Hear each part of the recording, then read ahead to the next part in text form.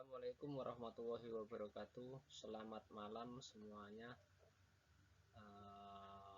Pada kesempatan kali ini saya Daryanto, mahasiswa Prodi Manajemen, akan mempresentasikan makalah dengan judul Implementasi SVLK pada Industri Furnitur di Kabupaten Grobogan, Jawa Tengah, terutama di studi kasus di Rajajati yang kebetulan adalah milik saya sendiri, dalam rangka memenuhi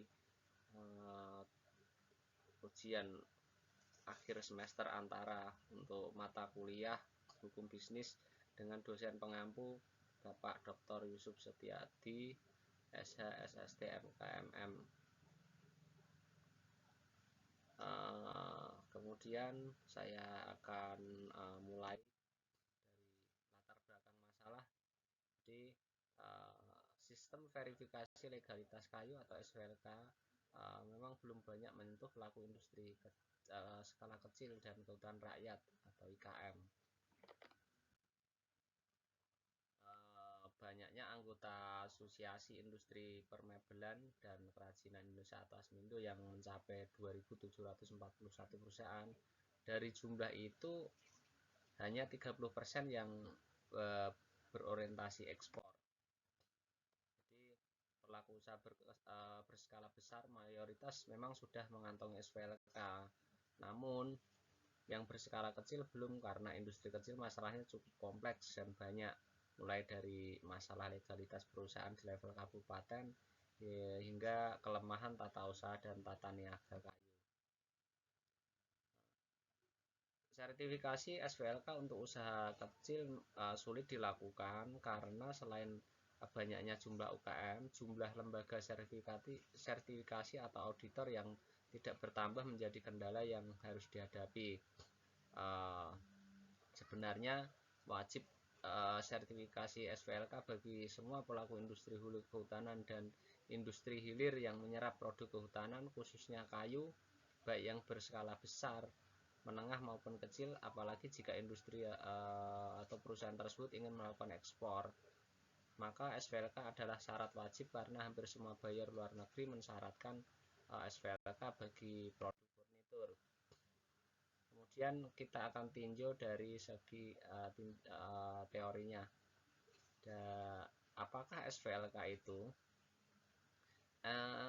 SVLK adalah sistem verifikasi legalitas kayu yang merupakan sistem pelacakan yang disusun secara multi stakeholder untuk memastikan legalitas sumber kayu yang beredar dan diperdagangkan di Indonesia. Sistem verifikasi legalitas kayu SVLK dikembangkan untuk mendorong implementasi peraturan pemerintah yang berlaku terkait perdagangan dan peredaran hasil hutan legal di Indonesia. Kemudian apa manfaat SVLK? Banyak sekali manfaat SVLK. Yang pertama, membangun suatu alat verifikasi legalitas yang kredibel, efisien, dan adil sebagai salah satu upaya mengatasi persoalan pembalakan liar.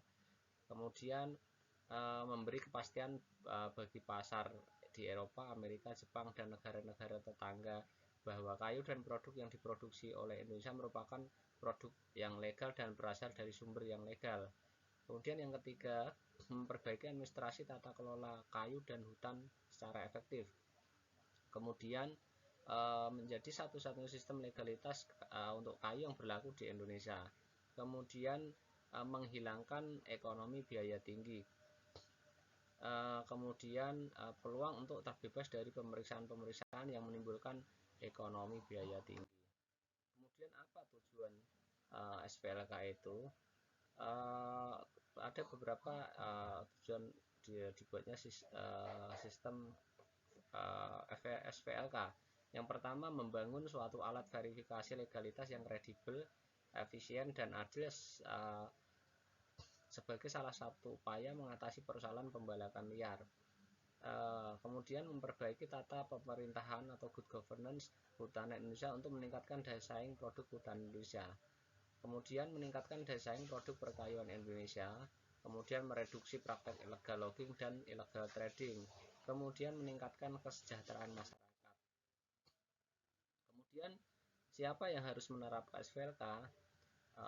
Yang pertama, pemegang izin usaha pemanfaatan hasil hutan atau IUPHHK pada hutan alam atau hutan taman industri, kemudian rehabilitasi ekologi, kemudian hutan kemasyarakatan, hutan desa, hutan tanaman rakyat, kemudian pemilik hutan hak atau hutan rakyat, kemudian pemilik izin pemanfaatan kayu atau IPK, kemudian pemegang izin industri primer hasil hutan dan industri lanjutan dan tanda daftar industri. Kemudian saya akan langsung ke studi kasus. Kebetulan studi kasus ini adalah di perusahaan saya sendiri, penulis sendiri, rajajati.com. Di kebijakan SVLK dapat memberikan dampak positif dan negatif bagi industri termasuk pengrajin rumah antik di Grobogan seperti saya. Dampak positif yang dirasakan oleh pengrajin seperti saya ini antara lain memiliki asesmen untuk syarat ekspor dan manajemen usaha antik. Sedangkan dampak yang kurang menguntungkan adalah belum adanya penambahan akses pasar dan peningkatan harga output karena dengan mengurus SVLK pengrajin sudah mengeluarkan banyak biaya. Selain itu, kebijakan yang mudah berubah dan dalam waktu singkat membuat iklim usaha semakin tidak pasti. Persyaratan administrasi yang dibuat seyogianya untuk mengurangi bocoran produk kayu ilegal. Rumitnya administrasi bagi industri kecil menimbulkan peluang celah dan penambahan biaya bagi pengurusan SVLK pengekspor produk kayunya karena tidak diimbangi dengan kapasitas SDM yang memadai, apalagi sebagian besar pengusaha kecil. Kemudian seperti pengrajin rumah joglo, gazebo dan rumah antik seperti saya ini banyak yang belum memiliki izin usaha sebagai salah satu persyaratan SVLK. Di sisi lain menyatakan bahwa SVLK memiliki persyaratan administrasi yang lebih sederhana dan murah dibanding dengan FSC atau Forest Stewardship Council. Melalui skema FSC mendapatkan jaminan harga produk yang lebih tinggi dari konsumen.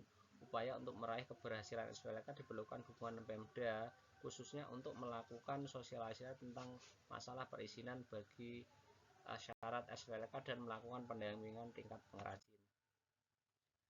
Karena kebijakan SVLK berlaku baik untuk peredaran kayu dalam negeri maupun luar negeri, namun sejauh ini SVLK tidak berdampak pada kayu untuk permintaan lokal karena konsumen tidak mensyaratkan sertifikasi. Selama ini pengrajin seperti saya merasa belum memerlukan SVLK. Yang terpenting adalah bagaimana bisa menjual unit sebanyak-banyaknya dan mendapat keuntungan untuk kelangsungan hidup karyawan mebel saya, rajajati.com dan keluarganya tentunya. Penambahan biaya, sertifikasi dan rumitnya administrasi menjadi beban yang tidak ringan, sementara tidak ada peningkatan harga rumah kayu antik walaupun sudah bersertifikasi SVLK karena pangsa pasar Rajajati adalah konsumen domestik belum merambah ke ekspor. Dampak implementasi SVLK juga dirasakan oleh industri kecil dan mikro. Untuk industri mikro dan kecil, furnitur seperti pengrajin rumah jati antik seperti saya, utamanya di Kabupaten Grobogan ini, penerapan sertifikasi relatif kurang berpengaruh karena tidak meningkatkan penjualan dan meningkatkan harga jual produknya seperti joglo, gazebo, rumah antik misalnya. Namun bagi pengrajin furnitur yang sudah bisa ekspor dan punya pangsa pasar mancanegara, implementasi SVLK ini sangat membantu karena dapat meningkatkan penjualan dan meningkatkan kepercayaan buyer luar negeri. Jadi dari studi kasus, dari pengamatan kami, pengamatan saya sebagai penulis, bisa menarik kesimpulan dari studi kasus di atas, bisa menarik kesimpulan bahwa yang pertama adanya disharmoni antara kebijakan yang dikeluarkan oleh KLHK dan Kemendak itu menjadi penyebab hambatan dalam implementasi SVLK karena kebijakan SVLK baik yang dikeluarkan oleh KLHK maupun Kemendak menunjukkan perubahan yang cepat, sementara pengguna kebijakan pengrajin seperti saya ini tidak dapat mengikuti secara cepat karena perubahan dalam penempalan SPLK di lapangan. Kemudian regulasi terkait SPLK umumnya masih parsial dan tidak terintegrasi, di mana regulasi yang dikeluarkan oleh KLHK lebih difokuskan pada pengelolaan hutan dan berusaha mengurangi hambatan untuk industri kecil baik dari segi biaya maupun teknis. Sementara kebijakan di hilir yang merupakan ranah dari Kemendak cenderung melemahkan kebijakan SPLK, walaupun pada akhirnya direspon dengan kebijakan yang mendukung SPLK termasuk bagi industri mebel seperti saya ini. Kemudian yang ketiga, bagi industri mikro kecil, bagi industri kecil seperti kami ini, Raja Jati ini, syarat kelompok dan dampak tanggung renteng masih memberatkan. SPLK belum memberikan akses pasar yang baru, administrasinya memberatkan, apalagi kepemilikan sertifikat SPLK juga tidak berdampak pada eksistensi industri, khususnya pasar lokal. Inefisiensi biaya penilaian karena lembaga penilaian dan verifikasi independen LPVI berada di Jakarta, ibu kota provinsi, dan syarat administrasi yang rumit.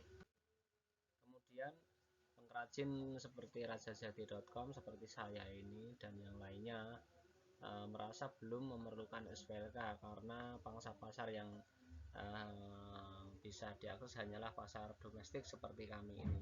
Yang terpenting adalah bagaimana produk rumah antik bisa terjual dan memenuhi kebutuhan para tukang dan pekerja, karena yang biaya sertifikasi yang cukup mahal bagi pengrajin seperti saya. Maka pengrajin disarankan untuk berkelompok dan mengajukan sertifikasi yang memiliki dampak tanggung renteng bagi anggota kelompok lainnya. Secara umum SPLK juga belum dapat meningkatkan partisipasi dalam pelestarian hutan berdasarkan fakta pada tingkat kelompok pengrajin. Kebijakan SPLK pada hutan rakyat dan perdagangan kayu di tingkat efektif.